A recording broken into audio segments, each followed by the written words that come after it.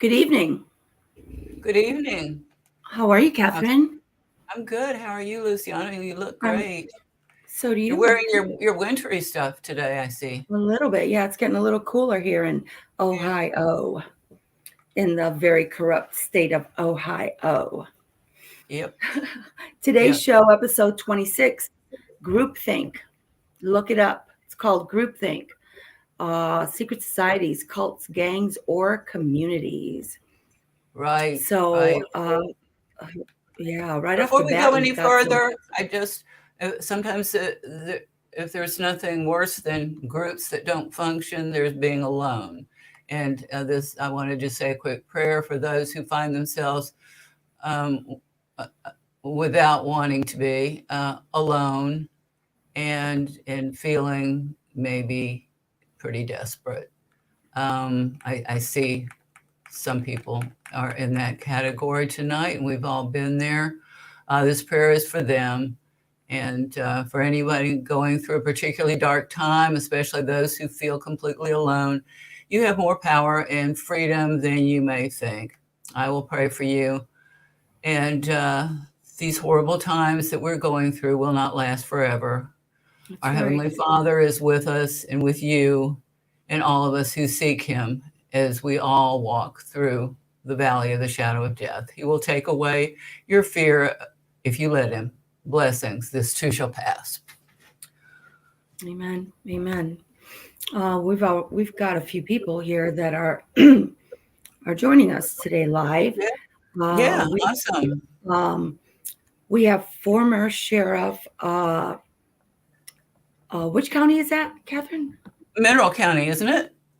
Um, Um, Shorthand. well, yeah, he's quite popular nowadays, and that is former Sheriff Stuart Hant.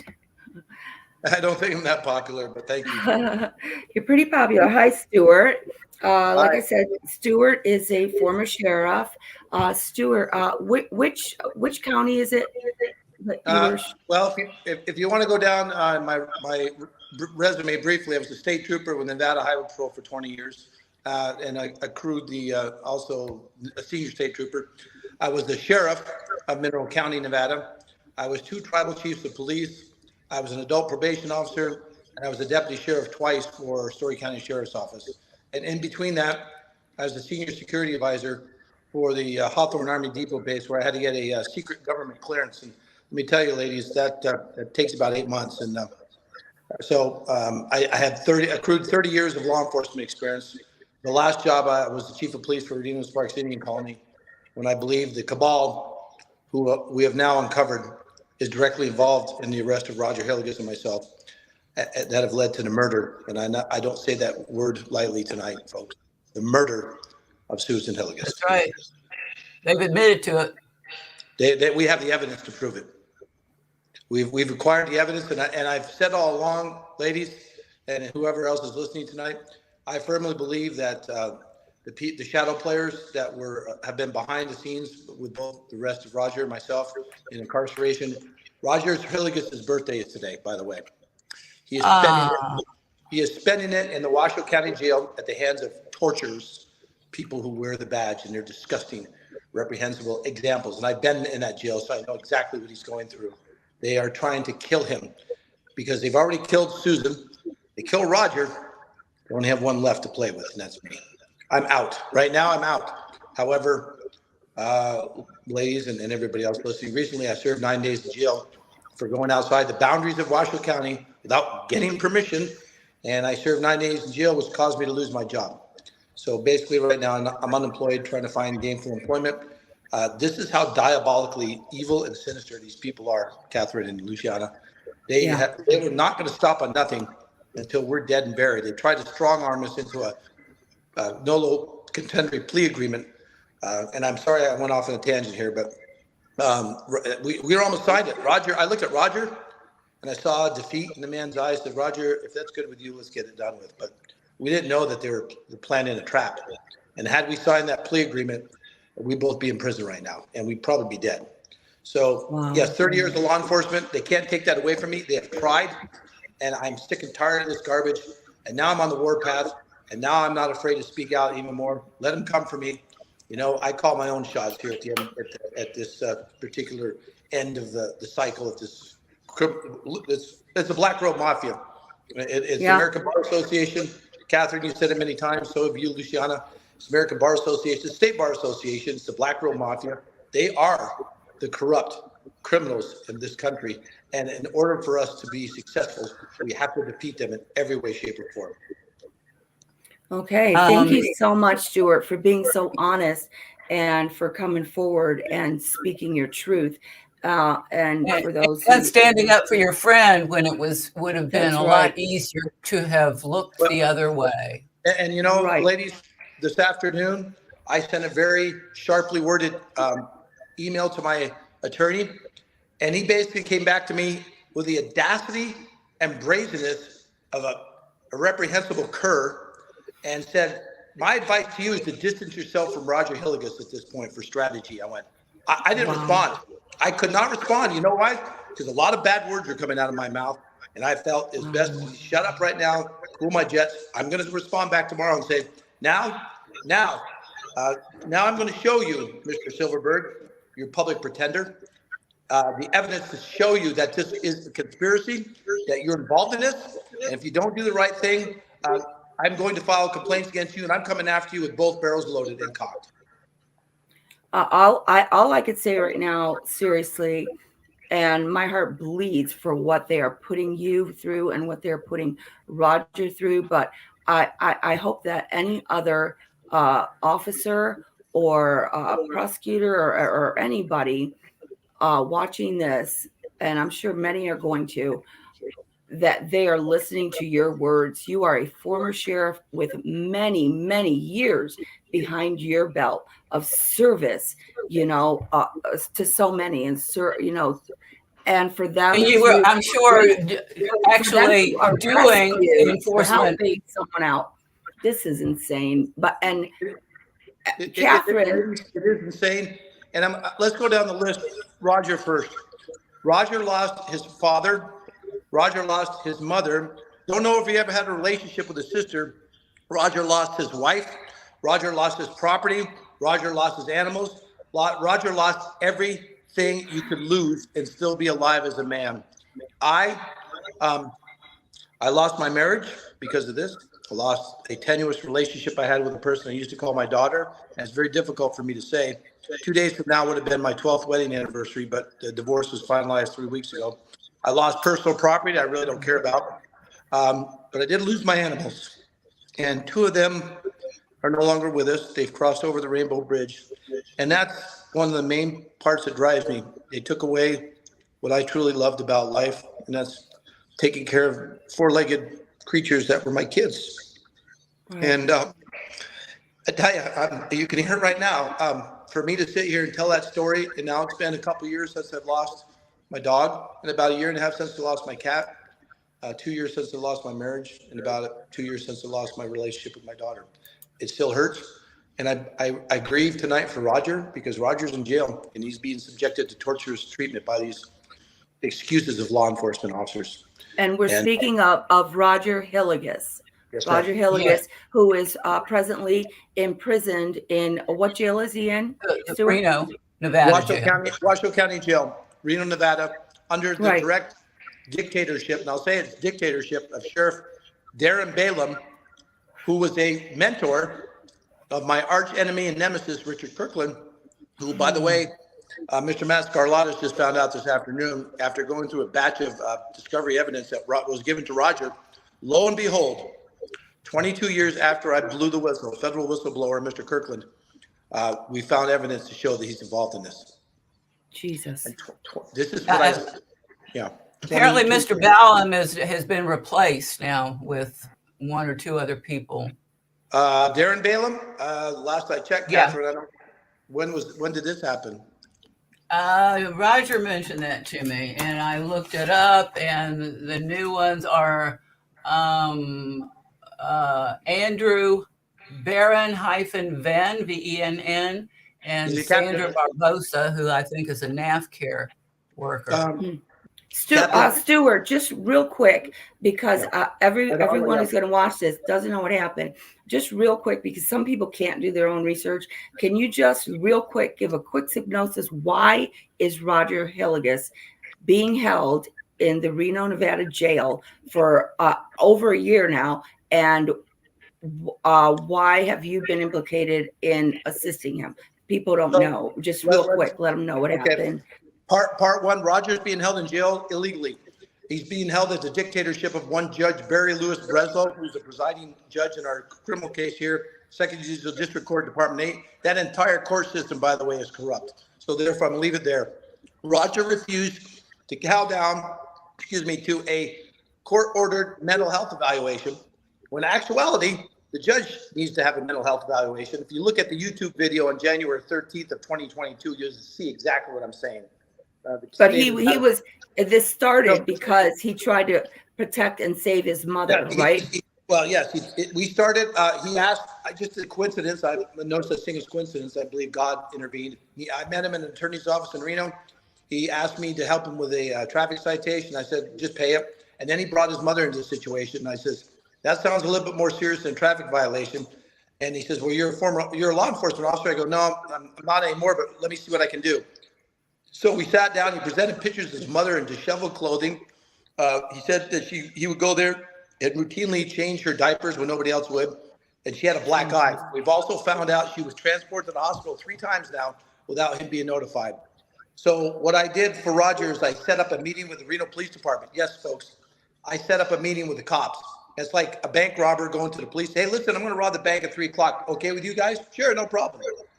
So Roger went there. He said it was a civil problem, but why don't you go up there and try and mediate the situation? He had these documents from We the People. He presented them to the staff there. I saw it. We walked Mrs. Hilligus out of the facility. And when it went from a civil problem to a criminal matter within 5 hours, there was a silver alert issued for Roger. He had taken his mother down to Los Angeles County area, and the entire Los Angeles County Sheriff's Office team was deployed to kill him. And I mean that, folks, to kill him. He was green lighted based on the lies of the cops here. Again, a conspiracy.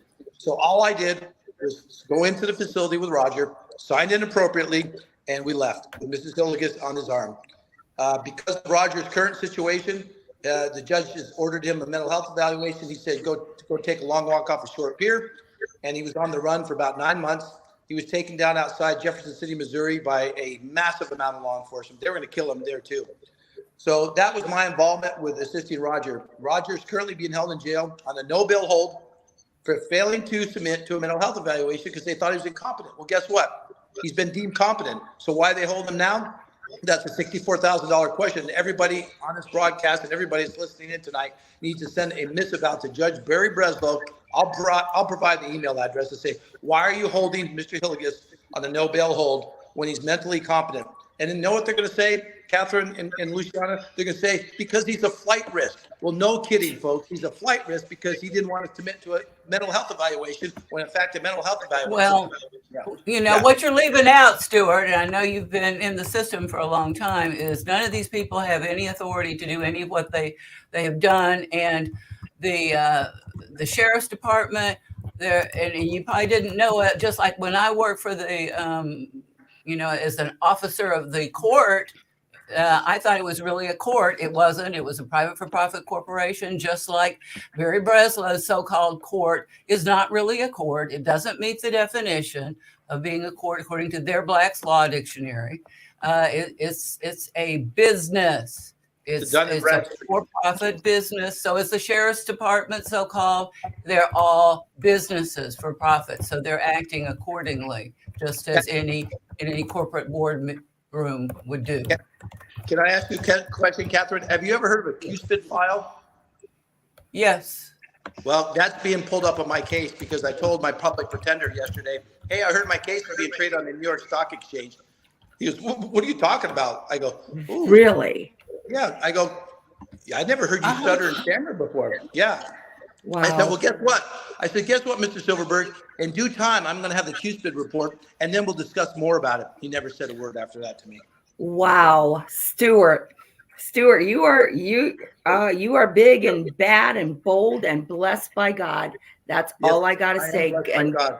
And You know, God will continue blessing you, and we continue praying for you, Stuart. Thank let, you. before I How did you answer, find your QSIP number, right, Did you Stuart? find it? no, William Wagner, who I believe you both know, William Wagner's sister, Adriana Gutierrez, no, it's not Adriana, it's Estevez, Adriana Estevez, who is a former attorney like you, Catherine, from the state of California, uh, reached out to me. Now, let me tell you, we all believe in God here. The other morning, as I was driving to a job interview, I saw the biggest rainbow I've ever seen in my life in Reno, over the entire city. After that, a double Beautiful. rainbow. And when Adriana Estevez called me out of the blue, I did not know who this lady was. William Wagner was on the line. And she goes, I'm going to ask you a question right now, Stuart. She goes, do you believe in God? I go, absolutely, I do. I believe in God every day. She goes, did God show you a message this morning that he's protected you? I said, he did. He sent me a double rainbow. He goes, and she goes, as a result of that message, did you find something that was positive to end your day? I go, I was offered a job. So God is in work. And let me tell you, it choked me up right Absolutely. now to say that it's absolutely 100% God is watching over all of us, Catherine, Luciana, the Yes. gentleman who just, Amen. and I'm going to tell you something. Amen. I, I have a mantra that I live by, and I want Roger to live by too. Get busy living or get busy dying. It's a simple Mm. choice. And I choose. I want to bring this back to actually the topic Okay, that go ahead. we're Thank you. Thank you supposed very to be much. addressing tonight, which Thank you, is Stuart. thank you. But yeah, anybody feel free to interject, at least through chat, if we're deviating from the topic. But I think that as much as we're seeing evil, pathological behavior by members of the cabal, it's so much worse. It's like on steroids when they act in a group. And there's a, and whatever it is, good as well as evil can be amplified by this concept known as groupthink, which was a term that was coined a few years back. I think we've always known about it. There's a guy, a psychologist. This is a social psychology concept by Dr. Janis, I think, Janis, Irving Janis from Yale. But there have been other experiments done. Some of them, many of them, sponsored by the military or other portions of the cabal for their own purposes and to produce results that they wanted. And I would just wanted to kind of go over that at least lightly. Okay. The whole concept of groupthink is that when you're in a group, you tend to suppress your own individuality and your own creativity in order to conform to what you perceive is the behavior of the group. And Luciana, you want to play that clip? Yes. I think it's really short Yep. from It's the short. basic experiment called the Ash experiment, Yes. where done on randomly selected college students back in, I don't know, the 60s, was it? I forget what year it was. Yeah. Yeah, Should it? the original Ash experiment. Right. So I'm going to go ahead and play this. Okay. Yeah, there it is. There it is. Yep. Okay. Here we go. But an experiment is not a public opinion poll. Can you It hear it? examines behavior under the pressure of Yes. social forces, as the experiment of Solomon Asch reveals. The experiment you'll be taking part in today involves the perception of lengths of lines. As you can see here, I have a number of cards, and on each card there are several lines. Your task is a very simple one. You're to look at the line on the left and determine which of the three lines on the right is equal to it in length. All right, we'll proceed in this order. You'll give your answer. Only one of the people in the group is a real subject, the fifth person with the white t-shirt. The others are confederates of the experimenter and have been told to give wrong answers on some of the trials. The experiment begins uneventfully as subjects give their judgments. 2, 2, 2, 2, 2, 3, 3, 3. 3. But on the third trial, something happens. 2. 2. 2. 2. 2. The subject denies the evidence of his own eyes and yields to group influence. 1. Ash found subjects went along with the group on 37% of the critical trials. But he found through interviews that they went along with the group for different reasons. 1. 1. They must be right. There are 4 of them and 1 of me. 1. This subject's yielding is based on a distortion of his judgment. He genuinely believes that the group is correct. 1. 1. 1. 2. 1. 2. 2. 2. I know they're wrong, but why 2. should I make waves? 2. In this case, the subject knows he is right, but goes along to avoid the discomfort of disagreeing 2. with the group. Here, the distortion is at the level of his response. 2. 2. 2. 2. In the previous experiment, the naive subject stood alone against the group. In this variation, Ash gave the naive subject a partner, here seated in the third position, who also gives the correct response. 1. 1. 2. 1. 2. With a partner, yielding drops to only 5% of the critical trials compared to 37% without a partner. Although subjects report warmth and good feeling toward the partner, they typically deny that he played a role in their own independence. The partnership variation shows that much of the power of the group came not merely from its numbers, but from the unanimity of its opposition. When that unanimity is punctured, the group's power is greatly reduced. Sometimes we go along with a group because what they say convinces us they are right. This is called informational conformity. But sometimes we conform because we are apprehensive that the group will disapprove if we are deviant. This is called normative conformity. The strength of the normative factor is shown in another variation carried out by Ash. In this variation, the subject is told that because he had arrived late, he would have to write his answers. Subjects in this private response experiment are exposed to the same amount of misleading information as other subjects, but they are immune from any possible criticism by the group. 1. 1. 1. And this enormously reduces the pressure to conform. Conformity drops by 2/3.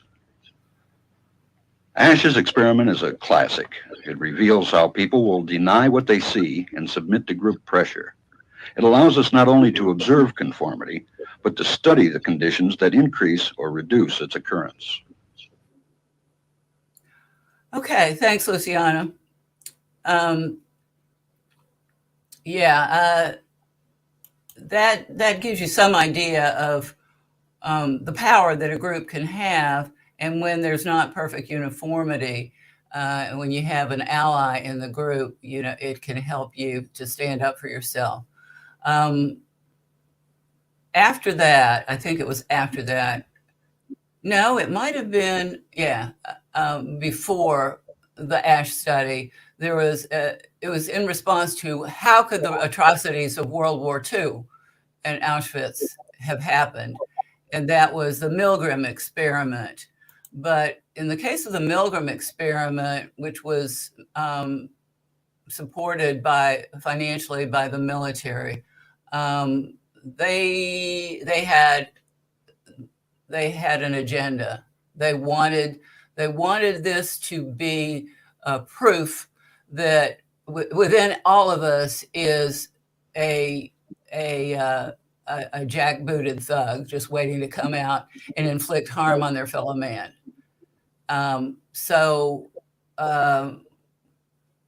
What in that experiment, that's more of an obedience experiment rather than it's partly a conformity experiment, but it's also an obedience experiment. Right. And if you want to put up the interview with Right. with the woman who blew the whistle on how the results of the Milgram experiment were rigged, so that because they were widely disseminated among quite a few people. I mean, I knew about it when I was in college, and it causes you to really mistrust your fellow man, because after all, they might turn on you, and they, as a result of this experiment, they apparently will are willing to administer an electric shock just because an authority figure in a white coat tells them to.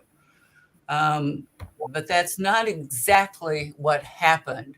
That's how they tried to rig the experiment. So you just play some of that of her interview. Sure. Okay, hold on one second. She went through the raw data, and this, the lying part of the Milgram experiment is what gets the publicity, of course. This part, that it was rigged, gets hardly any press, as usual. The truth doesn't sell very much. Okay.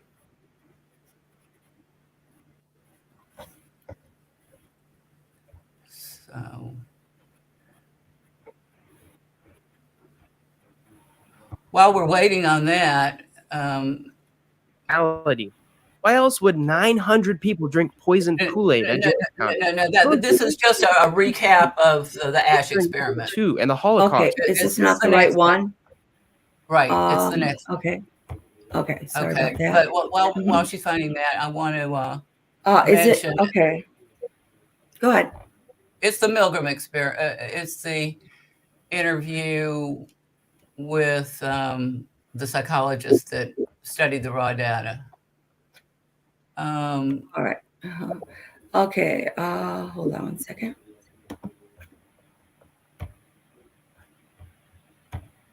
Okay. So. Okay. The Milgram experiment revisited, right? Or exposed or something like that. Yeah, I have. It says Fascinating Nouns, episode 213, the Milgram Obedience Experiments with Gina Perry. Is that it? I think so. I'm pretty sure it is. Okay. All right. Sorry about that. All right. Okay.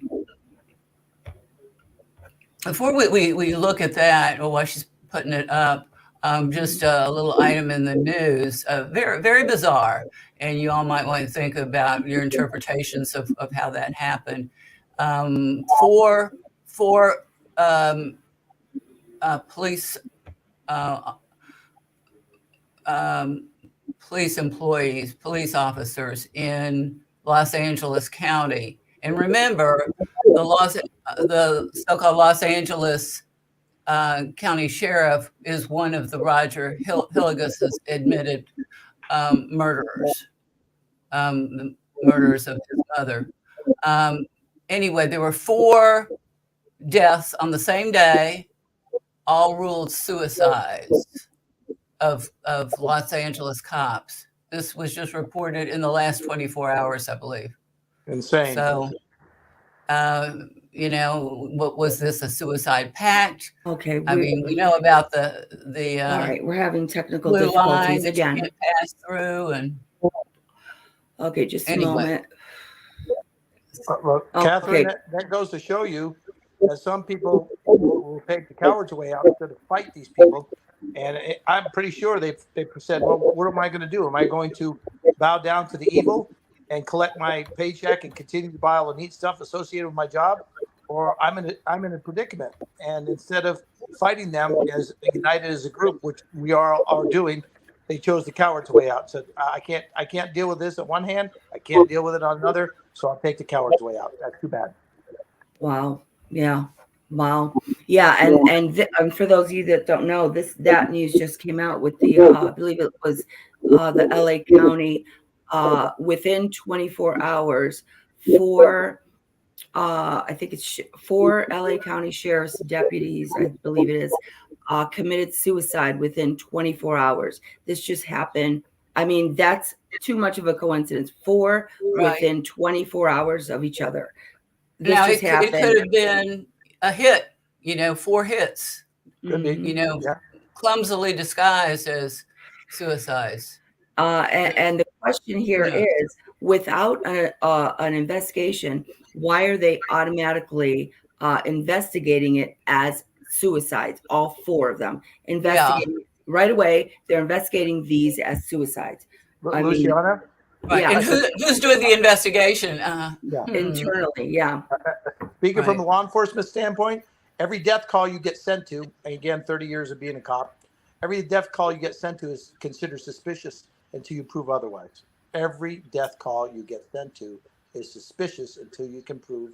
I can hardly hear you. Every death is every death call you get sent to is considered suspicious under law enforcement rules and regulations as a suspicious death until you can prove otherwise. If you can't prove otherwise, then it's not a suicide.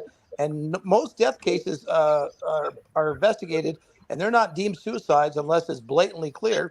And like you said, Catherine, it could be possible suicide, but you don't give that out at 24 hours. That's insane. Yeah. That's insane. Yeah. I wouldn't think. Wow. Yeah. Yeah. Do you want to go ahead and play this? Yeah, let's go ahead and get this Milgram thing, because this was the purpose of this was to contaminate a whole generation or several generations against their fellow man. Yeah. Okay, Catherine. Yeah, this one is an hour long, so I'll start. You let me know. Is there a certain part to go to, or just start it? Just start it, and we'll go about 5 minutes into it. Maybe. Okay. Okay.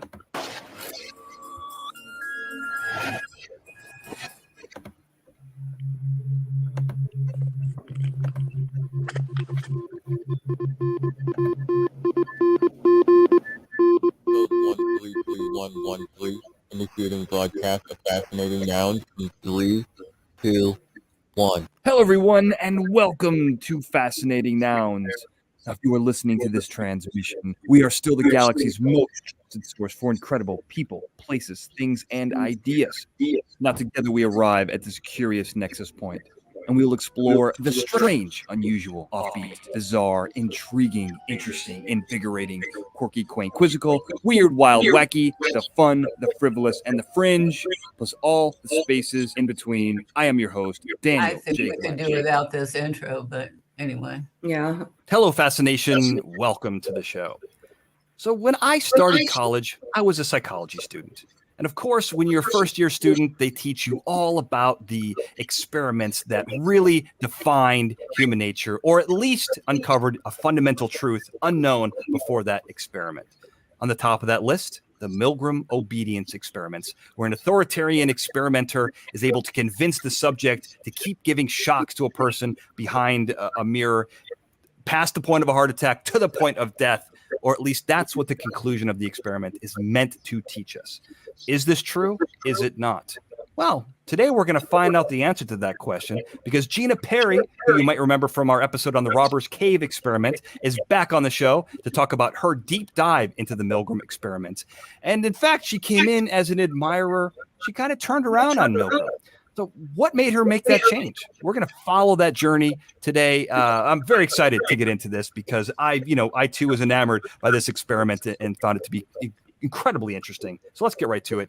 Gina, thank you so much for being on the show today. Well, this is very exciting, not only for me, Gina, but for you as well, because today, August 27th, August 28th for you, marks your introduction into the Fascinating Nouns Two-Timers Club. This is your second time on the show. So I want to get your thoughts, your feelings, your emotions, if you're able to keep them in check. How do you feel about that? Oh, very excited. Very excited to be back a second time. I feel like it's a great honor and I'm doing my country proud. You certainly are. Absolutely. And this is, speaking of proud, you've got to be proud of this book, Behind the Shock Machine. Now, I know this is, you put this out a while ago. I think it was 2012, I believe. But this is an evergreen book because it's about the Milgram experiments, who for some reason, and I can't tell you why, Gina, in my notes, for about 75% of your book, when I was taking notes, I kept writing Milligram, Miligram. And I realized I was misspelling it. But these are the famous obedience experiments that, are a piece of social psychology history. And why don't you skip over his ego? Research on this. You went to Yale. You interviewed former subjects, associates of Milgram, and even his Yeah, she interviewed test subjects. different place, you know, Okay, emotionally. let's see. But it's funny because that's kind of what Milgram did. Is he had this idea.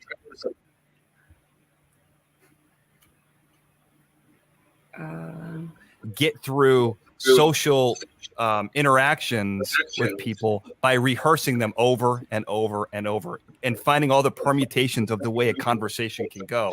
And that's just, you know, one type of avant-garde social experiment, which, you know, at the time when Milgram was doing this was an avant-garde social experiment. Very, very on the cutting edge. And Well, before we can go into cut that, I want to to mention where that she Milgram was lets also her the talk. pioneer of the small world theory Okay, and 6 degrees. I'm sorry. What was that, Catherine? Can you cut to where he lets her talk? Oh, yeah. Okay. Oh, here we go. Probably here. Let's see. Excluded results that didn't support his theory. There you go. Okay. Some are bad people. Some are extremely good people, right? But there's you don't know. But typically, when you put anyone on a pedestal, they're going to disappoint you at some point because no one can live up to the ideals that you set for them. They're just normal people, and I think Milgram probably was pretty normal. I think. I don't know. You did the research, but I feel like he was probably pretty normal. Well, I think we've got to distinguish between the person and the scientist. And my disillusionment was with his science. And I was very surprised to find that he had, for example, shaped a particular narrative, that he'd excluded results that didn't support his theory. You know, maybe, as you say, we're more alert to that now, but I certainly didn't expect it on the scale that it was. And I also, it wasn't just Milgram, it was the generations of scholars who came after Milgram who never really turned a critical eye on that research, who parroted the results, made connections for the power of the experiments, whereas some of the things were really hidden in plain sight, I felt, once I'd gone through the material very closely. Right, I okay. felt that there were serious questions that should have been asked way before. And I'm not saying here that I was the only person. There certainly have been scholars in the decades between who have raised questions, but if you don't have access to the archival material, then the scientist has the last word. Well, you know what? You know what was kind of interesting about what you're saying and about reading the book is that hopefully I don't get too far ahead of ourselves, but I think this is a good point to talk about. This is that, you know, you said you went and looked at the behind the scenes, right? And that's an important thing to say, because the way you kind of paint the picture of Milgram in the book is that he loved the arts, he loved theater. This experiment was almost less an experiment and more of, you know, avant-garde theater, you know, like what's the word I'm looking for? I had it written down later on, but, you know, it's kind of like what Andy Kaufman did, a performance artist, right? Like, this is, he wanted to prove something. He wanted to do something cool. He wanted to see if he could get a certain reaction out of people. And, you know, this was heavily influenced by the Adolf Eichmann, I think I'm saying that properly, trials that were going on that were, you know, left over from World War II and the Nazis. And I think he was very fascinated with this idea that average people can do horrible things without being horrible people. And in some ways, I think that's why this intrigues us. You know, I was like you. I mean, I studied psychology early on in college. This was one of my one of the experiments that's always taught, along with the Zimbardo experiment, which is another wacky one. And I think that this intrigues us at some level, in some ways terrifies us, because what if there is this evil that is inside of all of us, or at the very least, what if there's an apathy that can be weaponized as evil by those who are more malicious and manipulative around us? And I think that's why it's intriguing. And I think maybe that's what he was going for in his own roundabout way. Less science, more razzle-dazzle. Well, you mentioned a reality TV program that you called a social experiment. And Milgram borrowed himself from very early reality TV. And he used the techniques of that in his experiment. And I think reality TV has borrowed enormously from experiments like Milgram's today. So there's always been a very blurry boundary between his kind of experiment and a popular entertainment. I take your point. Yeah. Yes, it seems to tackle big issues, but scientifically, it doesn't stand up to scrutiny. And that is a very troubling part about the experiment, is that what we're taught to believe about the Milgram experiment actually isn't what the results demonstrate. And in a sense, yes, Milgram found what he wanted to, but he found it by shaping, editing, and crafting a narrative. The same way you could say a reality TV show does the same. They leave a lot of things out on the cutting room floor to present a particular story. And I don't really, I really see the parallels there more strongly. Yeah, he was a very artistic person, into experimenting with particular drugs at particular times Right. during his career, which I do think at times affected his judgment. Yeah, so he was an interesting man. I certainly don't dispute that, but I think the science side of it is very troubling. Well, I think what's troubling is you suggesting that The Bachelor is not a documentary, that somehow producers are crafting this love story on screen. How dare you suggest such a thing, Gina? That's terrible. Okay, I think we get the flavor of that. But it brings up something else too about, how much of what we think is life, or the parts of life that we're exposed to that affect us are really like stage productions, like reality TV. Parts of it end up on the cutting room floor. That's when they started talking about that just hit me hard, that this is very much like what you do when you present a matter to a jury, for example. Right. Did you want me to continue playing it? No, okay. No, got that. Okay. Yeah. All right. So yeah, there's a whole lot that a jury in a fake corporate tribunal doesn't get to hear. And and who gets to make that cut? Well, this is the Black Robe Wonder that gets to make that cut. And even before that, a lot of the actual evidence is screened out by the members of the Bar Guild.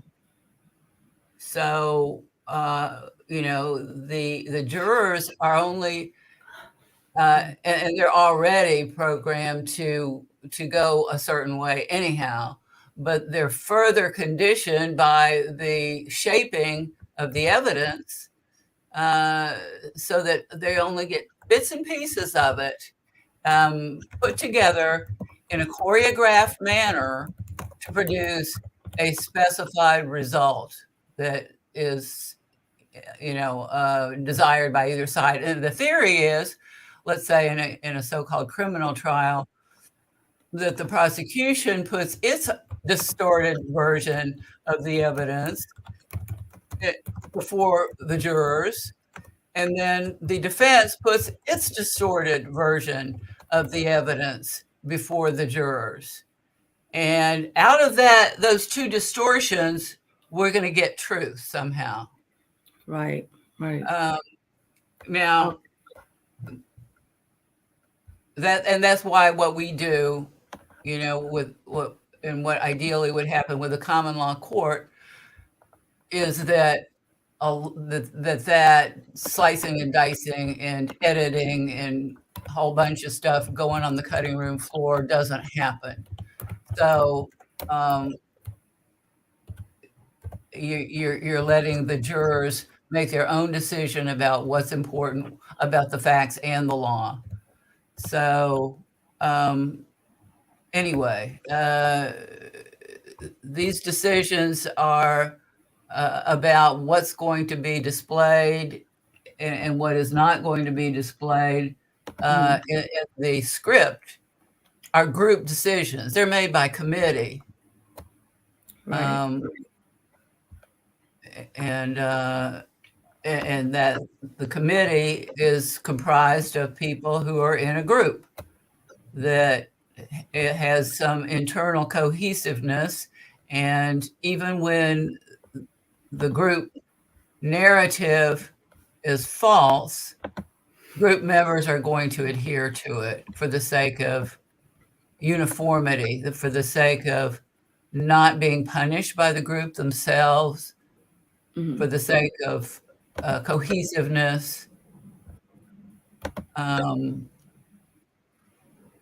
So seems like we lost a lot of people all of a sudden. Yeah, some of them turn their Yeah. cameras off while we were showing that. Former sheriff. Oh, here he is. Hey, Stuart. Okay, so Stuart, you want is your mic on? Hold on. Yeah. Okay, wait a minute.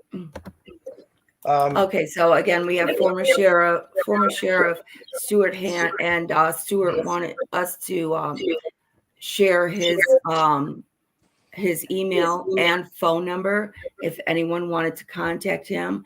And he shared that in the private chat. And I asked Stuart, I said, did you want me to share that publicly?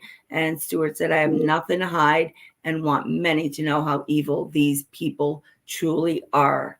And we thank you, former Sheriff Stuart Hant, for being so honest. Go ahead, Stuart. If it wasn't for you and Catherine and everybody else listening tonight, we wouldn't be in the position we are now. And I believe in the position we are now. And my friend Allie Carino's listening too. She told me to turn off my camera. I'm walking around the house.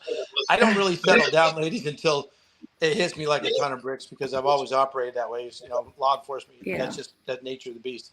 Right. First and foremost, God bless everybody listening. God bless you too, first and foremost.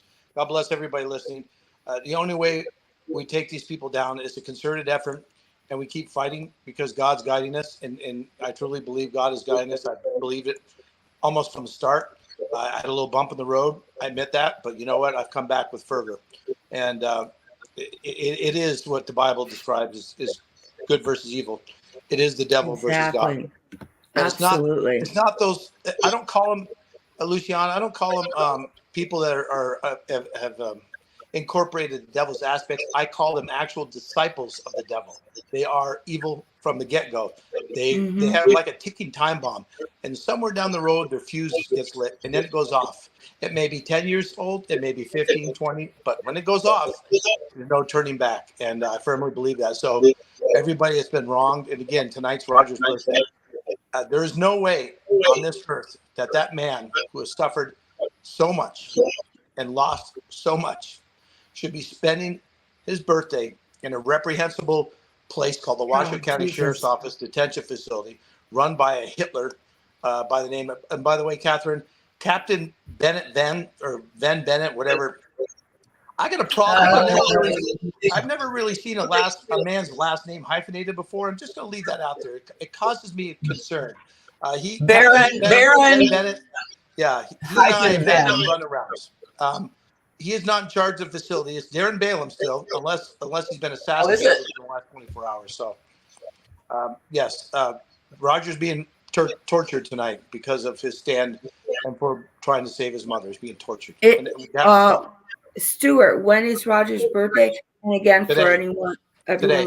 Wow, what a coincidence that we're doing the show. And so happy birthday to Roger Hillis, who is being wrongly incarcerated for trying to save his mother.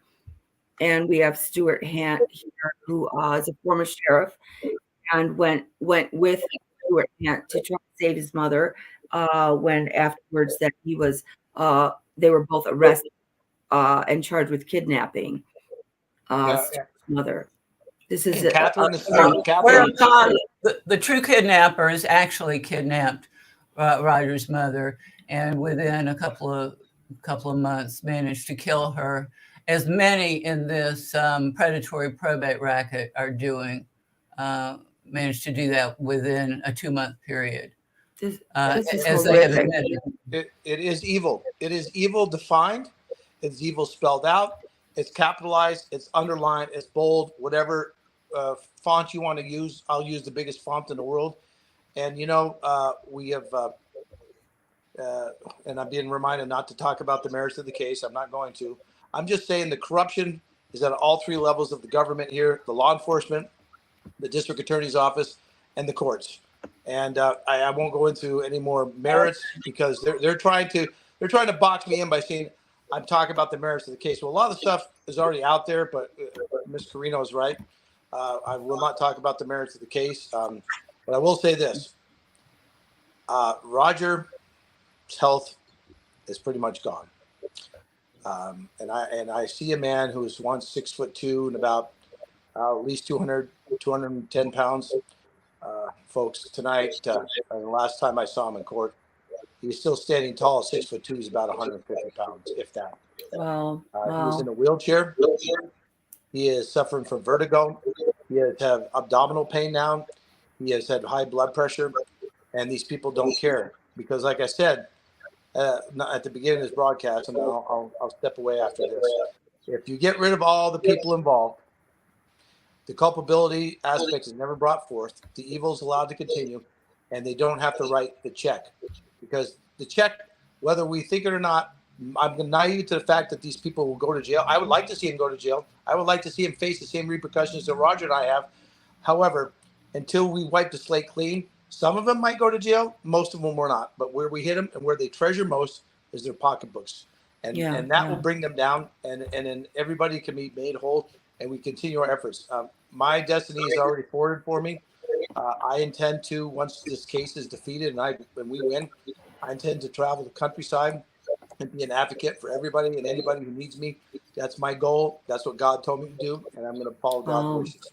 God bless you for that. And Catherine too, an attorney of 40 years.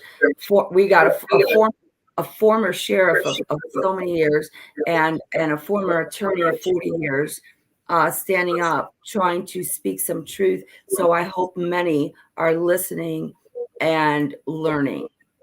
Go ahead, Catherine. I'm sorry. Yeah,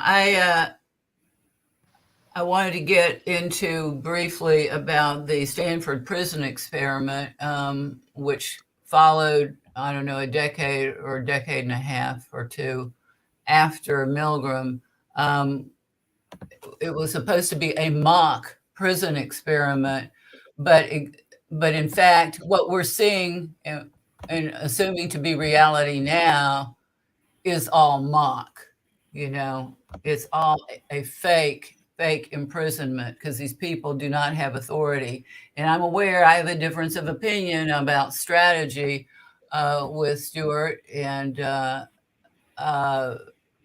understand that when you get yourself locked into the system, when you've been part of the system, you've been, duped by the system, as I was.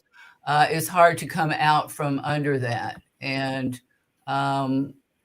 that's what we have to do. And God is very clear in a number of ways that we do not partake of their iniquities, and part of partaking of their iniquities is participating in their so-called trials, rising when the black robe demon comes into the room.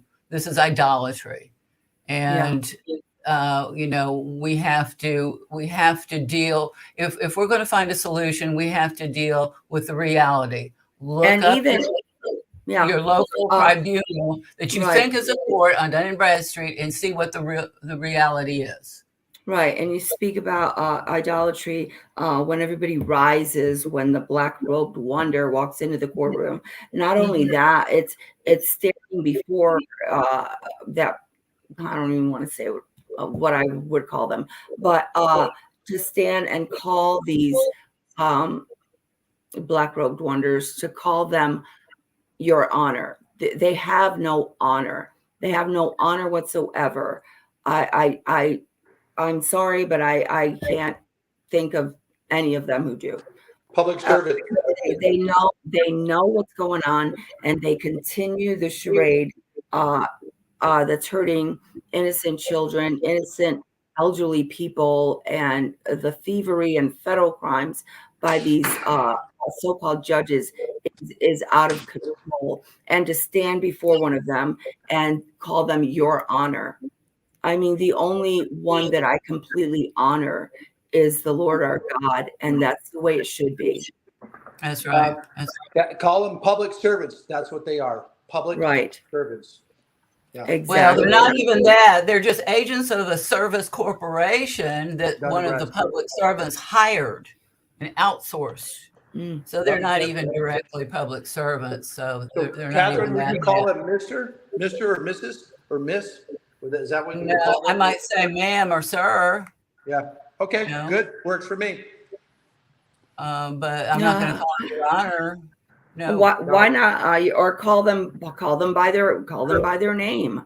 Barry. I mean, what's the judge's name? I mean, Barry. Right. Yeah, Barry. John Smith. Go up, call him John Smith, Mr. Smith, Johnny. What's up, John? Yeah. I mean, they act like they are deserving of such honor and such respect, yet they disrespect almost every one of us. And we have to stop using the names that they assign to us, like being a person, because all their statutes are written for persons. God is no respecter of persons, and that's written in various forms throughout the Bible. A person is a role. It's a title. It's a fiction. And they know that they don't have any authority over living men and women. That's why there's the terms man and woman are not found in their statutes and codes. So, if you agree to be one of those, to pretend to be a legal fiction person, you're saying, I'm just bending over for you. I'm just letting you do whatever you want to me. I'm accepting your assignment of a title for me. And I'm accepting that I will play that role for you. And we have to stop playing those roles. Right.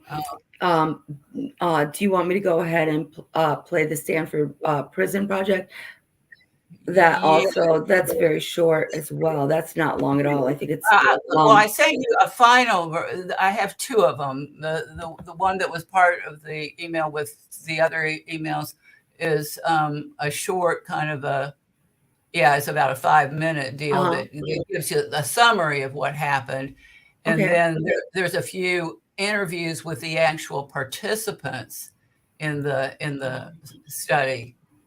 So in a separate email that I sent you after that. Right. Okay, so I'll go ahead and play the actual study. All right. You're going to play the first one. Short, the first one. Yeah, because it's just 5 minutes. So we understand what we're going into. Okay. Right. Can you see that? Okay. Let me see. Yeah. Right now. Sometimes the best way to assess how people will behave and perform within a particular environment is to create that environment and study them like you would rats in a lab.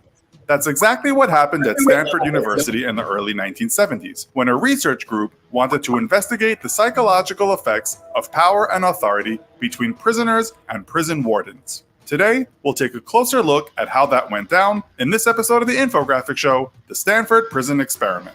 The Stanford Prison Experiment was conducted at Stanford University between August 14th and 20th, 1971, by a research group led by psychology professor Philip Zimbardo, who ran his experiment with a group of unsuspecting college students. It was funded by the United States Office of Naval Research as an investigation into the causes of difficulties between guards and prisoners in the United States Navy and United States Marine Corps.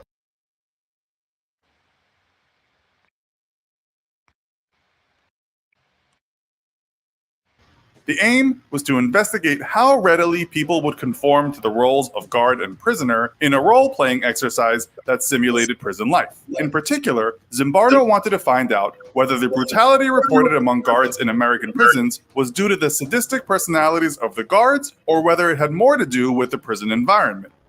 So how did he go about creating this laboratory prison? Zimbardo converted a basement of the Stanford University Psychology Building into a mock prison and then advertised for volunteers to participate in a study of the psychological effects of prison life. More than 70 applicants were interviewed and given personality tests until 24 ideal test subjects had been chosen.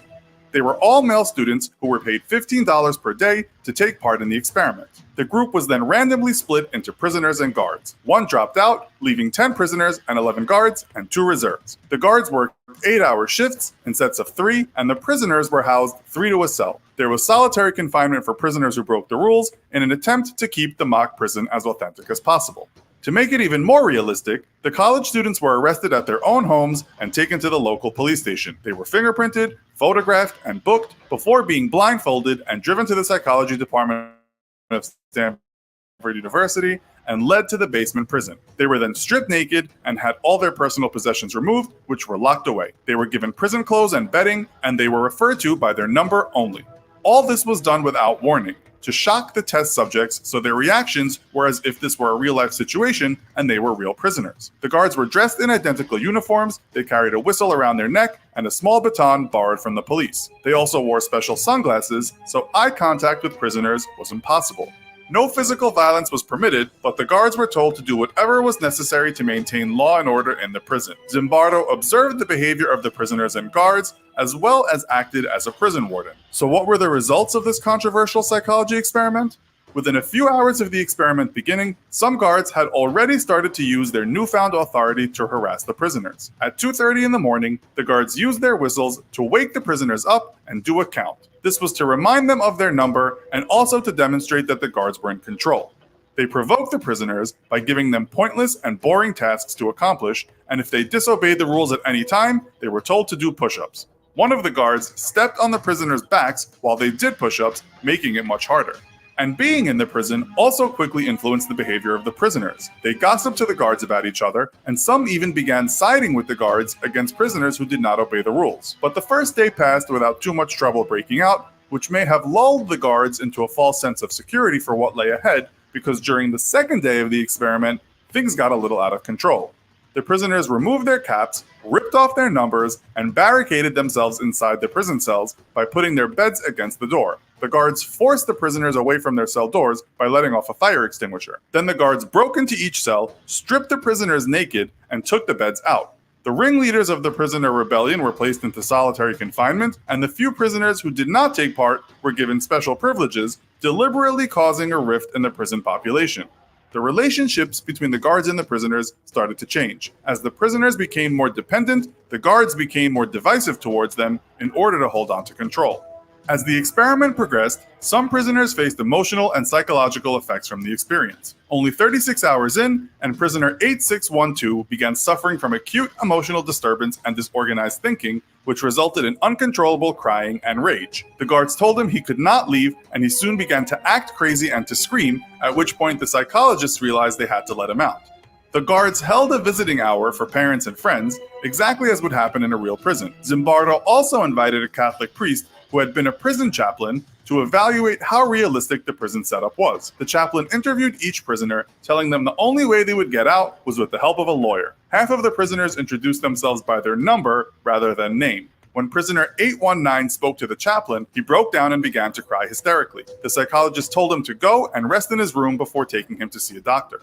Zimbardo wanted the experiment to run for 2 weeks, but just 6 days in, he had to unlock the doors. Christina Maslach, a Stanford PhD who was brought in to conduct interviews, was shocked when she saw how the prisoners had been abused by the guards. "It's terrible what you are doing to these boys," she said. Years later, Zimbardo noted, "It wasn't until much later that I realized how far into my prison role I was. I was thinking like a prison superintendent rather than a research psychologist."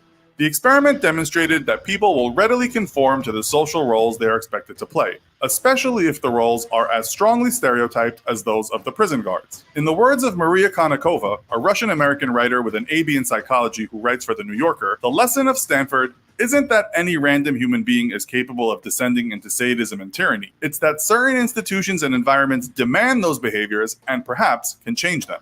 The Stanford Prison Experiment is one of the most controversial studies in the history of social psychology. It was even turned into a film in 2015, starring Billy Crudup, who played Philip Zimbardo. While this experiment turned out pretty horribly, what doesn't have to suffer the same fate is your website. Regardless of what exactly your business or hobby is, one thing's for sure, Wix has a professional solution. Okay. Yeah. And then, yeah, if you can get the other one ready, there you see a lot of psychological maneuvers that play out in the real world, including the pitting of oppressed groups, individuals against one another, to break up alliances. And we certainly see that even those of us who are not locked up, you know, we see how many of us have been pitted against one another by a lot of disinformation campaigns. And, you know, the last 2 years have demonstrated quite a bit of that. Now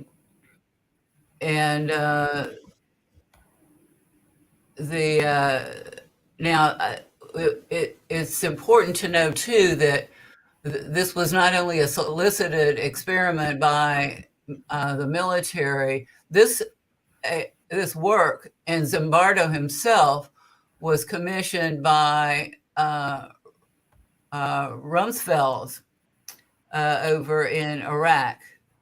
Right. And a lot of this was the information gathered was a part of the Abu Ghraib abuses. Right. They wanted to know, just, you know, they're dissecting us, you know, like frogs in a biology experiment in high school.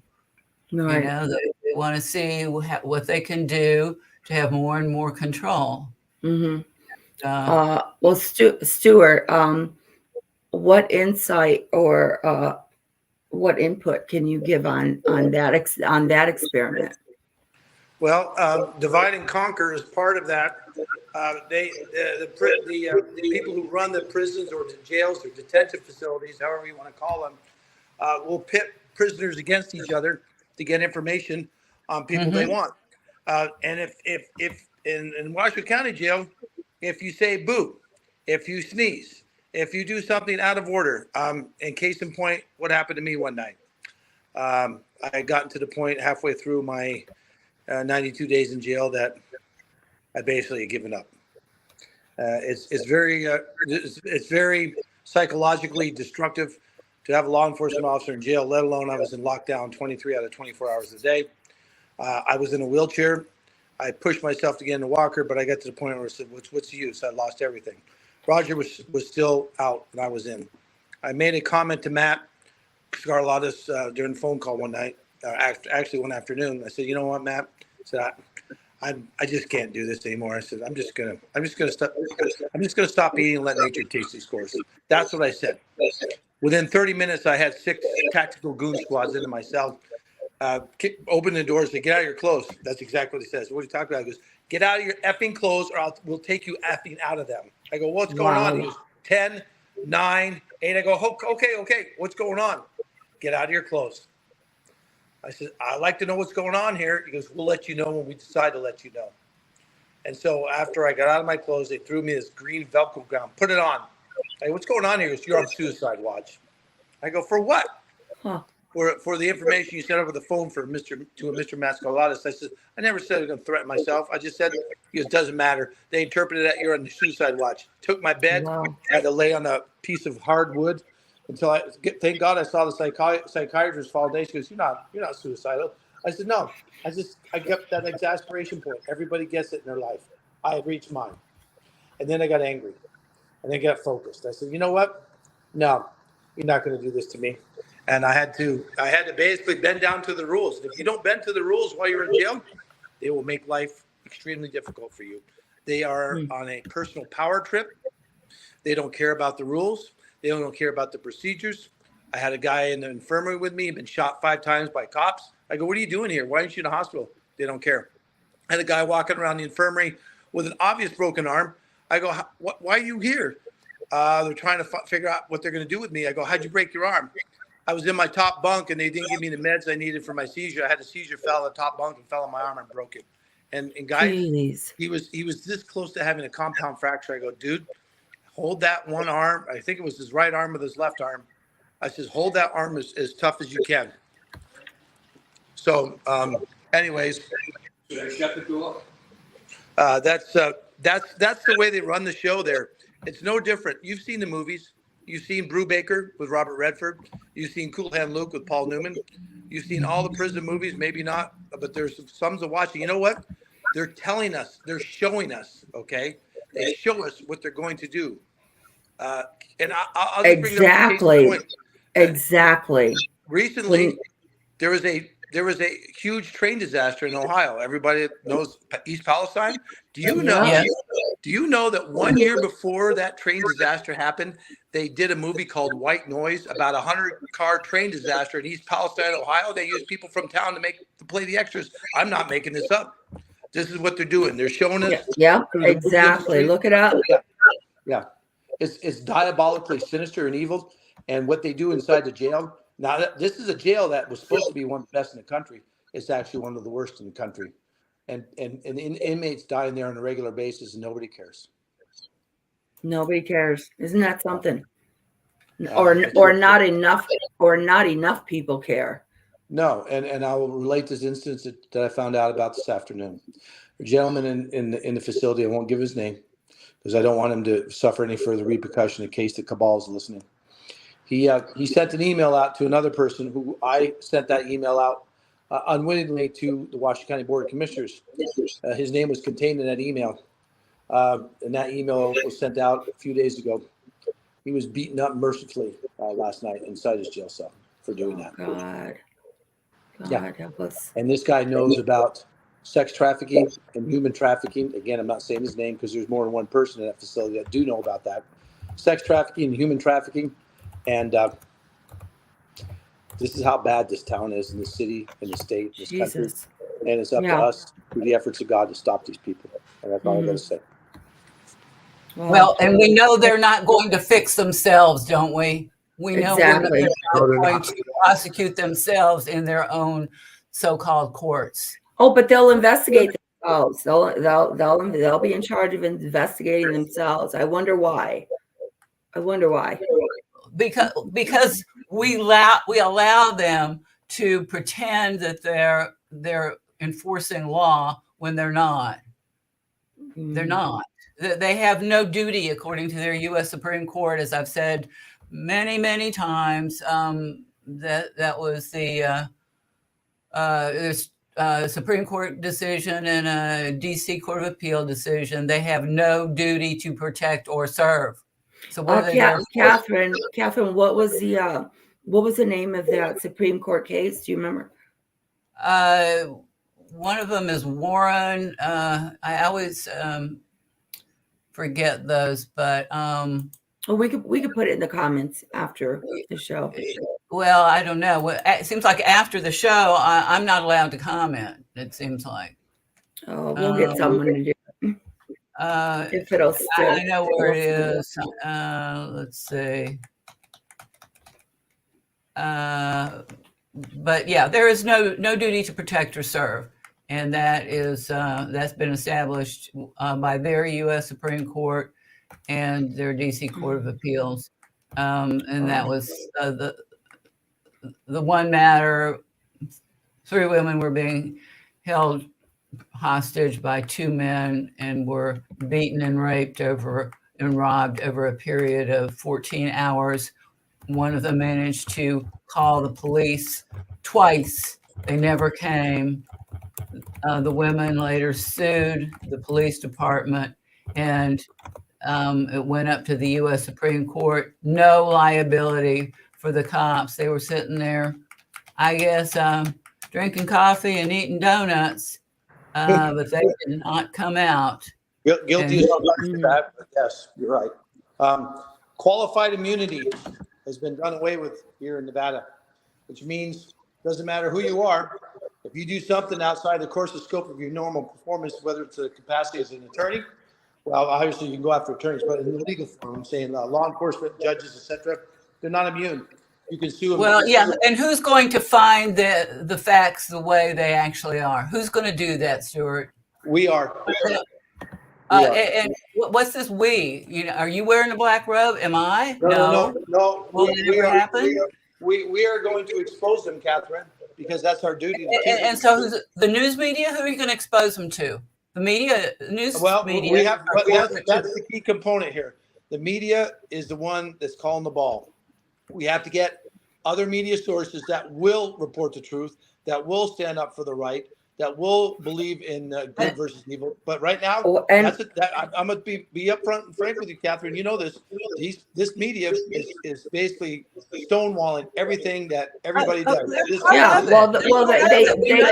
they own the media. They own the media. It's quite. I mean, it's been proven. The media only reports what they're told to report by the same people committing these crimes against us, by the judge, by the sheriff, by the prosecutor. That's what they're reporting.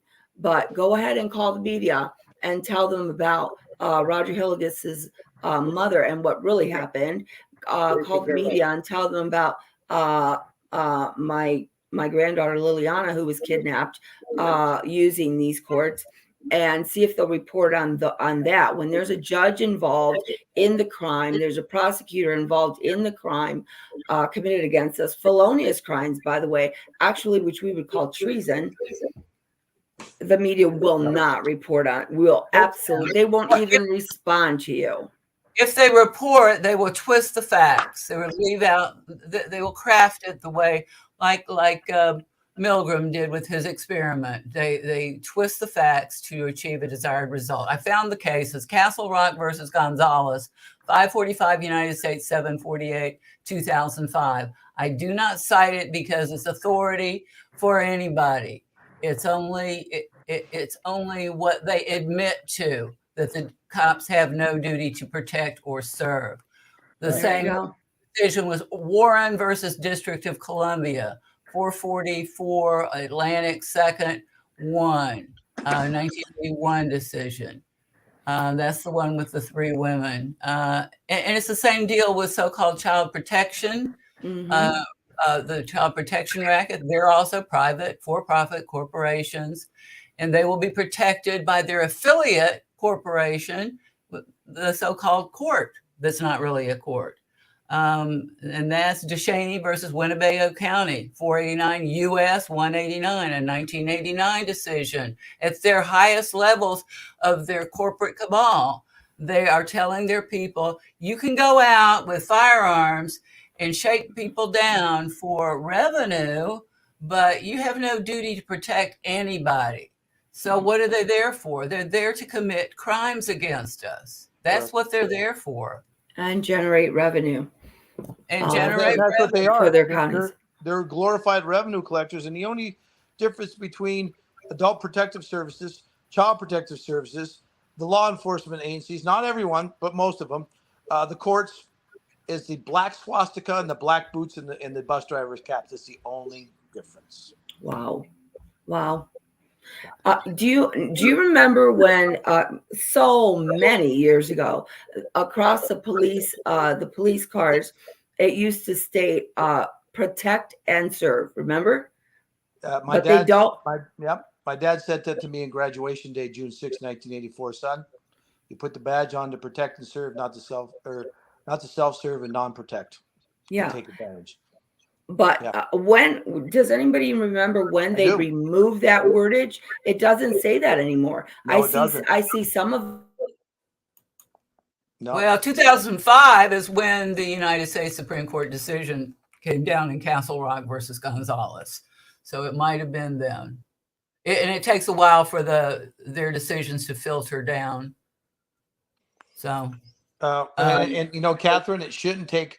The process is so convoluted and warped and twisted, and and you got people in the legal system basically say, I don't care what a higher court says. I run the show here, as the judge in the court has said, and it's on YouTube for everybody who really wants to have an understanding of this whole sinister thing involving Roger and myself. Every single court hearing has been telecast and taped by our Nevada judges, is on YouTube. I'm not promoting. I'm just saying Alex Falcone has been there pretty much every single time. And he's tape recorded. In fact, he was there at my last court hearing on the 20, well, it was just a few days ago. And basically, he's there every single time. He reports the truth. And the truth is, if you watch this stuff, you see the mindset of these people. And like Catherine, you said, and Luciana, and everybody's listening in tonight, you see how warped their mindset is. They don't get that way overnight. It's an acquisition of mindsets from maybe from 5 years old, like I said earlier, 10, 15. It changes them from the good. And I don't believe everybody's born inherently evil. There might be some out there, but it changes a person from the good to the evil because they're tempted by Satan, just like Eve was tempted by Satan in the Garden of Eden with the apple. Pretty simple. Yeah, yeah. And it's easy to do, in group situations where people want to be accepted by the group and they see their own personal survival depends on being in the group. But the group just really has, we can accomplish a lot in our groups, and I believe that there's some power in the common law jury, the common law grand jury, and the common law trial jury, the petit jury. But these registered voter slave juries that they convene, and last I knew with Roger's case, they wanted to, they wanted to make the jurors anonymous. Yes. And yeah. And that only happens, ladies and gentlemen, that only happens in organized crime and RICO cases. This judge is following a script and playbook down to the wire. And the sad thing is, we had a gentleman here recently, Nicholas St. John, who utilized the grand jury to go after a county commissioner who wasn't bonded. Kind of funny. Neither is the judge is holding refuge over a case. They have to have a bond in accordance with state law. They don't care. They just say, I don't care. And so the grand jury foreman was told, do not bring this to the district attorney's office. He's a named defendant. And what do? They turned right around, went to the district attorney's office, and dropped this thing like a hot potato.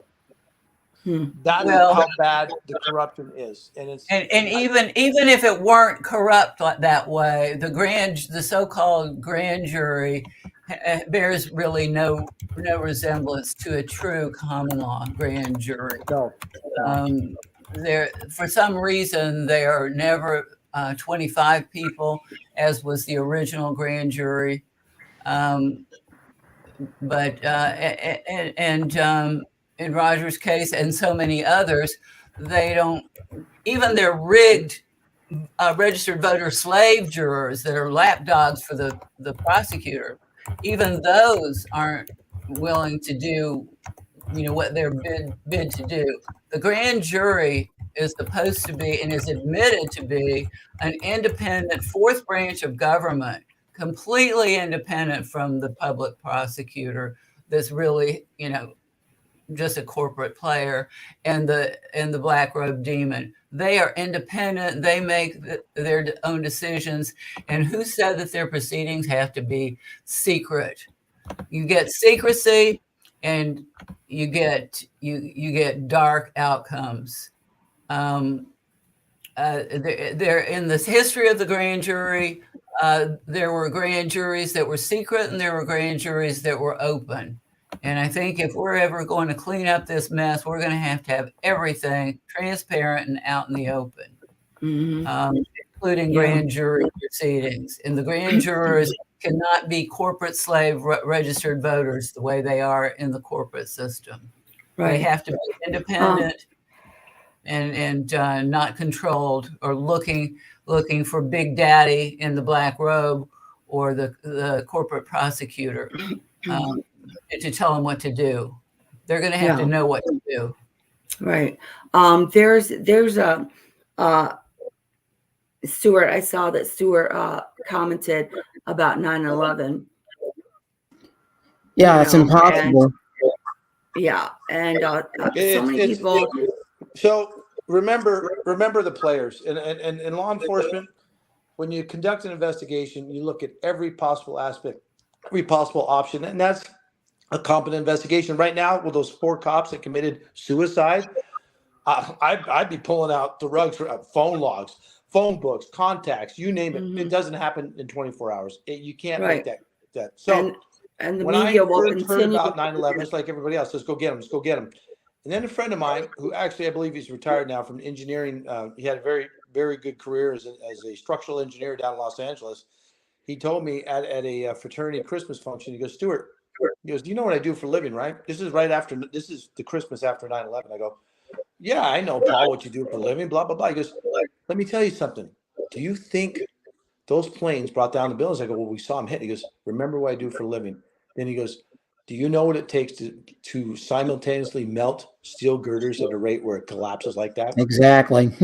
And then he goes, hey, weren't you, and then he reminded me, he goes, weren't you in Las Vegas when you saw those casinos implode when you were a state trooper? I go, yeah, still I'm a state trooper. He goes, yeah. How many did you see? I go, 3. He goes, and how did they fall? Just like those buildings, didn't they? So the Chinese and in the Indian government, not the ones with the feathers, but the ones with the dots, they cleaned up the crime scene. Now you see how easy that was. And then we have Building 7, which collapses all on its own. No plane, no nothing. Oh, they said fire. Fire caused that. Really? Yeah, right. How did fire cause it? It from the falling debris from building. Really? So concrete caught on fire and burned at such a rapid rate that it dropped through the basement and burned the whole thing from. I says, do you people hear what you're saying? Does Yeah, it make even a any sense? structure. When you grasp that, yeah, when you grasp that, ladies and gentlemen, tonight, you'll understand how deep this corruption goes, how much money they pull from people, Oh, yeah. how many estates. Ask Jody Sussman, 26 million they took from her. Roger Hilligus' estate, that would be just under 3 million. In some various geographical locations in this country, they go for the high bucks. But sooner or later, they're going to say, well, we want everybody's stuff and we're coming for it and you're not stopping us. And right now, tonight's efforts, we're going to stop them. That's all I got to say. We are. Talk to me. I'm sorry. You had something to say. I'm sorry I interrupted. I apologize. No, you're good. You're good. No, but when you were talking about the 9/11 and when we were talking about the media and how they're completely bought out and they're going to only share what the prosecutor wants shared, what the judge wants shared, not the truth.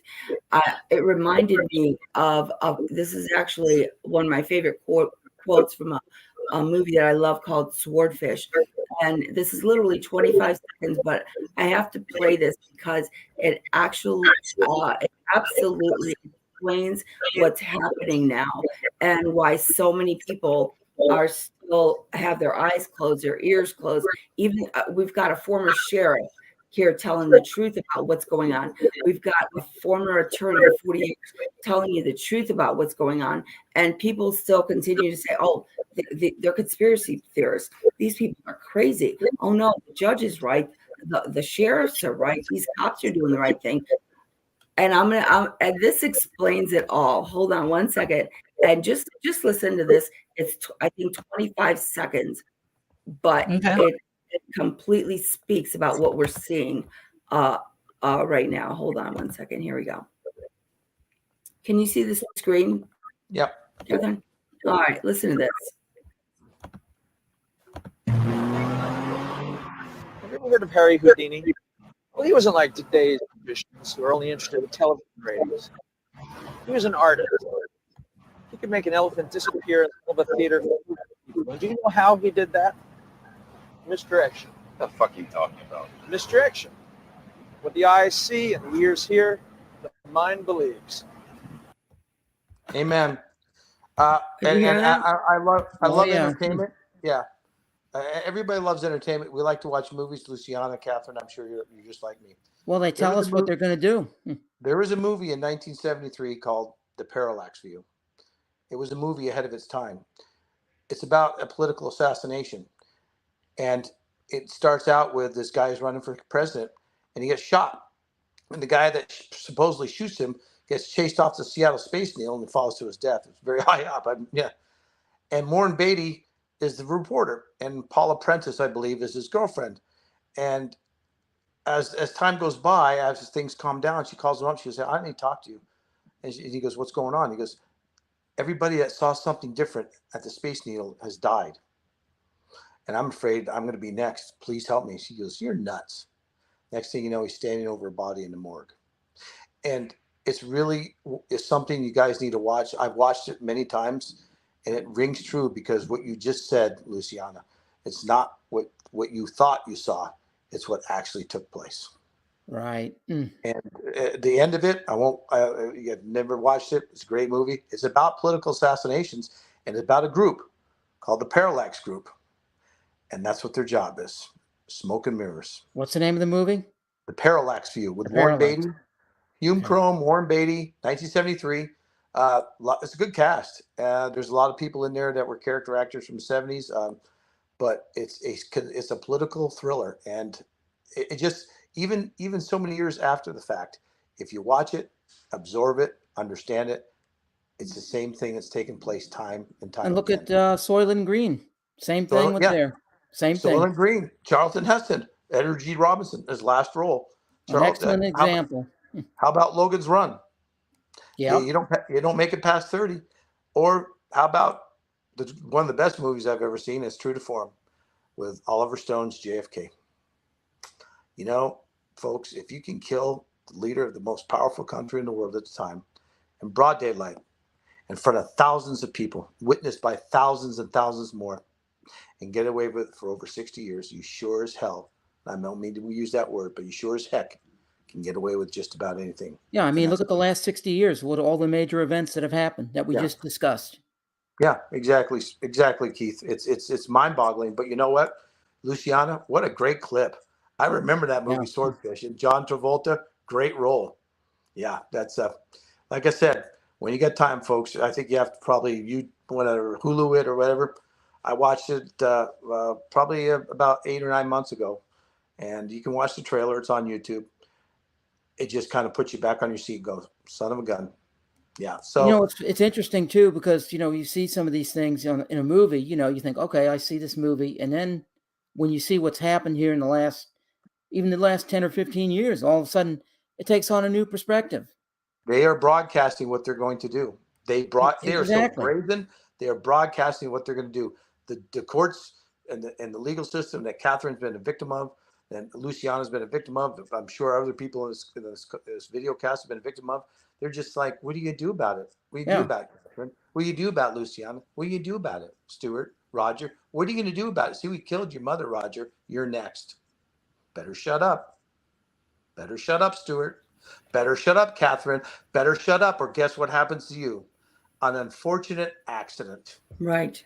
And I will say this right now, because I've been labeled this, I'll write the report just in case something does happen. On such and such a day to such a time, Deputy so-and-so of the Washoe County Sheriff's Office effected a random traffic stop on a white vehicle owned by a subject known as Stuart Evans Hanty. Upon approach to the vehicle, Deputy so-and-so asked for Mr. Henty's identification, which he readily provided, although he seemed nervous at the time. Remember that. Mr. Henty provided requested documents. The Deputy so-and-so went back to the squad car and ran driver's license for wants of registration. In the system, an officer safety flag, caution, danger popped up, which is in effect right now. On second approach to the vehicle, Deputy so-and-so demanded Mr. Henty put his hands on the steering wheel for fear of his life.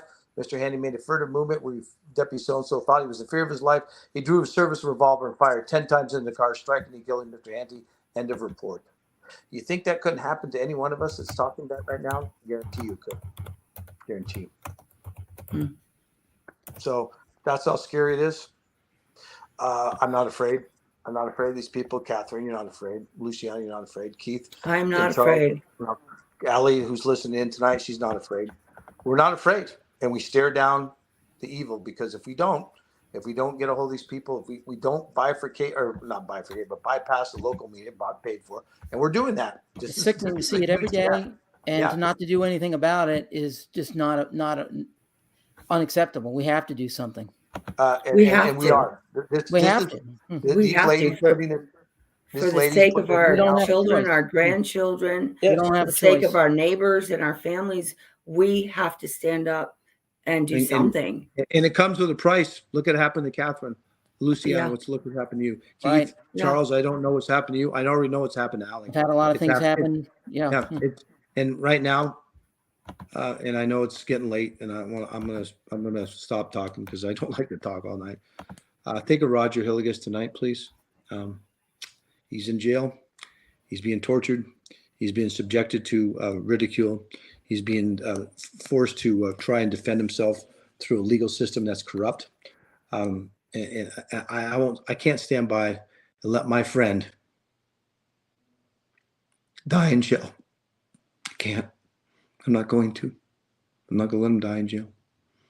It's not going to happen. And that's my attitude and demeanor. If I got to take them all on at once, I don't care anymore. What else can they do to me? They can't do nothing to me because I got God on my side. That's why.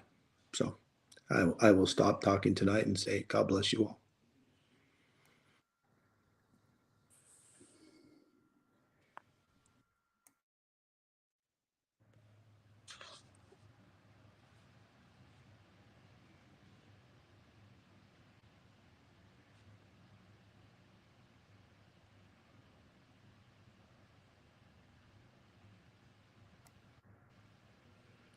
Is Catherine trying to say something? It looks like she's muted.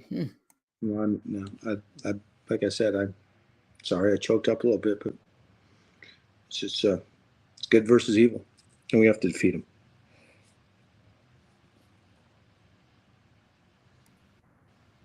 That's where we are. Catherine's muted. I don't know why she's muted. You're muted. I don't know if she's talking to someone else or. Right, Oh, I see what she's doing. Yeah. Go ahead, Catherine. I'm sorry. There was interference, background interference that was coming. Yeah, I had this last night. I don't want to have it on my own show. I know. I'm so sorry. I muted it for a second. Yeah. Okay. Yeah. I want everybody to know that besides the judgment that the common law court, no other fake tribunal, only a common law court in Texas where Roger was domiciled has entered judgment on his behalf. And we are in the process of collecting that judgment now and serving. And this is the website for the common law court, running across the bottom, correct, Catherine? Right? Yeah. Yes, Yeah. that's Okay. right. I want to say that they are busy collecting that judgment now against the banks and the insurance, the banks and the investment houses, and everywhere where these people own property, because they understand dollars and cents. They do. Yeah, drain them all. Drain them. Drain them. Yep, they do. So and there are so many banks and so many credit unions that we still have to go, and we haven't even hit the ones in California and Alabama and Missouri yet that were involved in these crimes, because the people that helped Barry Breslow commit his crimes against Susan Hilligus and Roger Hilligus are still collecting public paychecks for service in a private for-profit corporation that's basically just Murder Incorporated. And we're not going to let it go. So they're going to be embarrassed in front of their bankster buddies. And if nothing else, they'll have the public shame.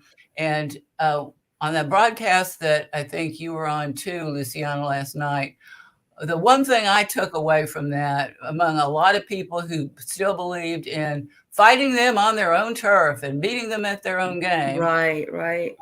There was the one thing that I did take away that I think is useful for us is the strategy of shame them, expose them to the well-deserved ridicule of the community, in which they still hope to have some sort of a position, and they hope to maintain their position of honor too.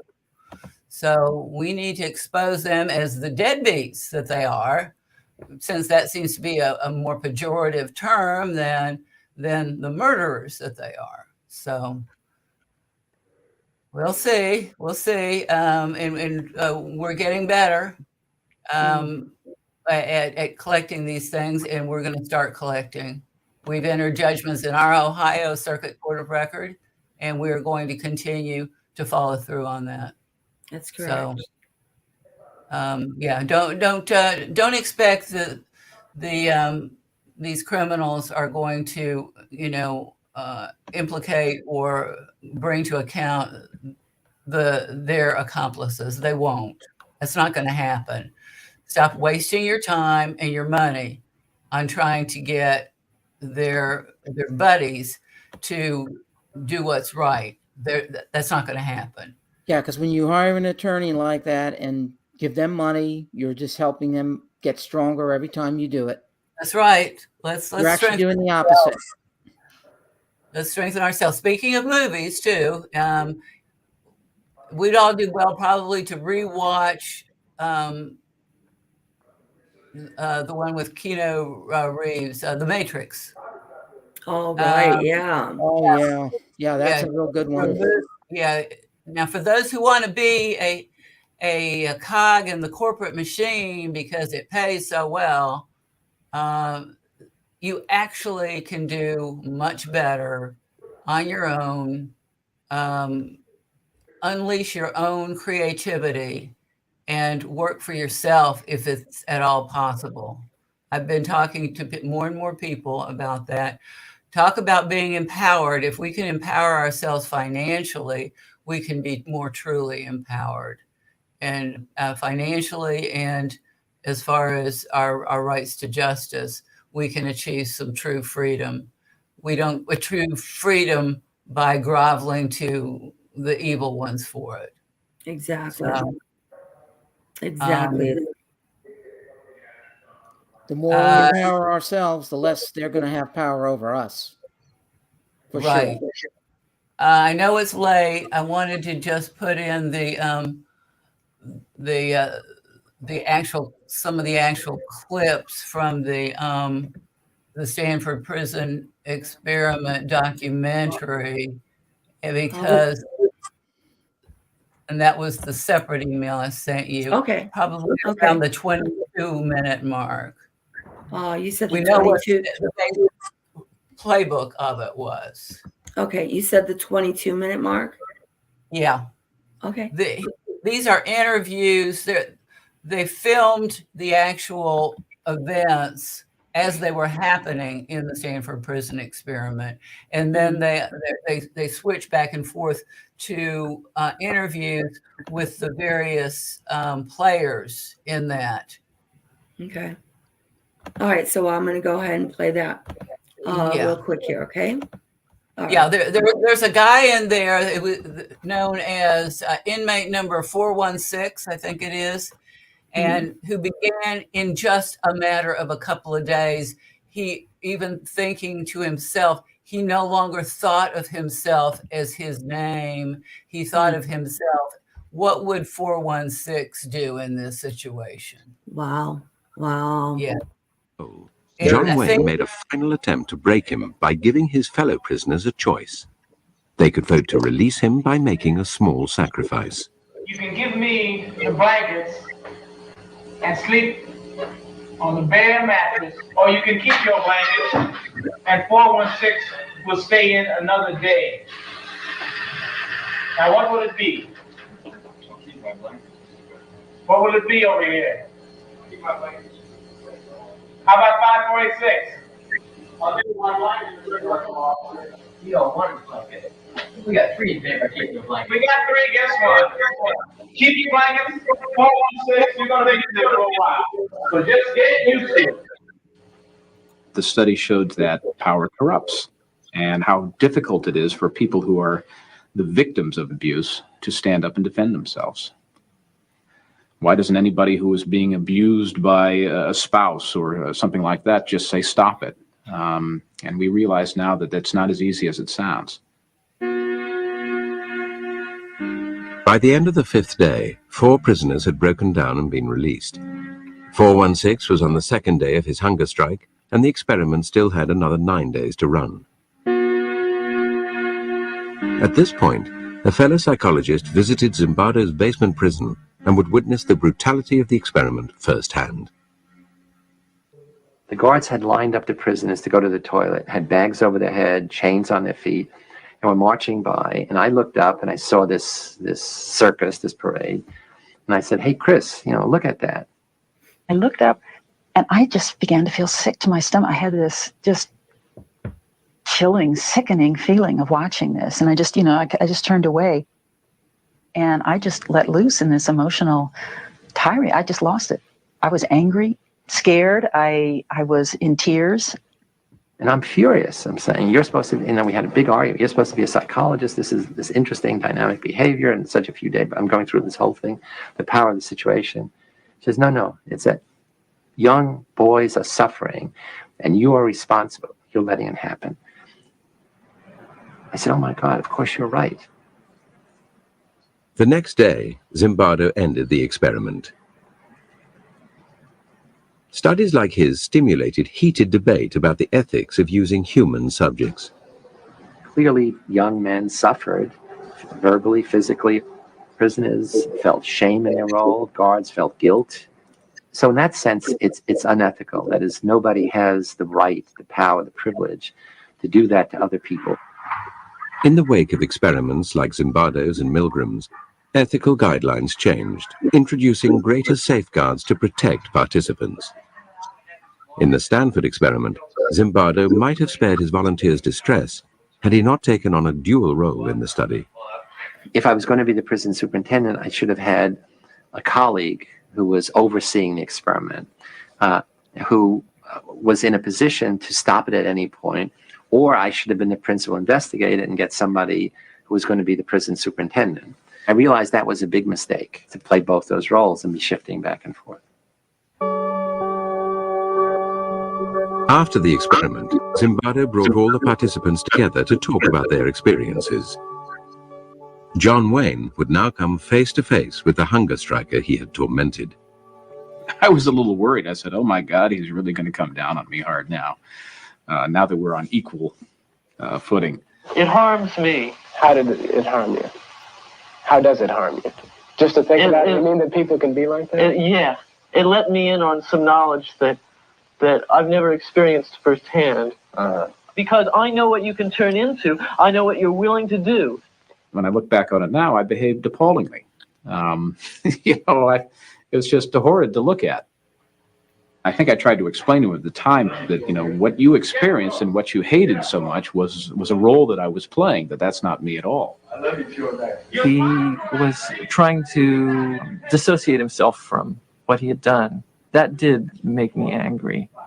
Everyone was acting out a part and playing a role. Prisoners, guards, staff, everyone was acting out a part. It's when you start contributing to the script, that's you, and thus it's something you should take responsibility for. I didn't see where it was really harmful. It was degrading, and that was part of my particular little experiment to see how I could. Your particular little experiment. Yes, why don't you tell me about that? I was. Okay. I guess we get the idea, but maybe there's a certain invulnerability that people feel if they're in a role. That's just the role. That's not me beating that guy's head into the sidewalk. That's just the role. And that maybe that's what, if nothing else, maybe that's what Stanford Prison Experiment let us in on, that little bit of truth. So anyway, that's why we want to be real in our justice systems and not participate in these rigged, fake ones where we're asked to play the role of a person in one of their statutes or codes. So correct. Especially with voting as well. That's a role too. Voting. Yeah, there's all kinds of ways that we're supposed to act as a role. Let's stop. Let's stop pretending. Right. All right. Well, thank you, everybody, and for making this broadcast possible, and Keith for coming and contributing, and Stuart, and Luciana always makes everything possible. So, yep. Thanks everyone for being here. Okay. All right. Good night. Till next week. Good night. All right. Good night, everyone. Bye, everyone. Thank you.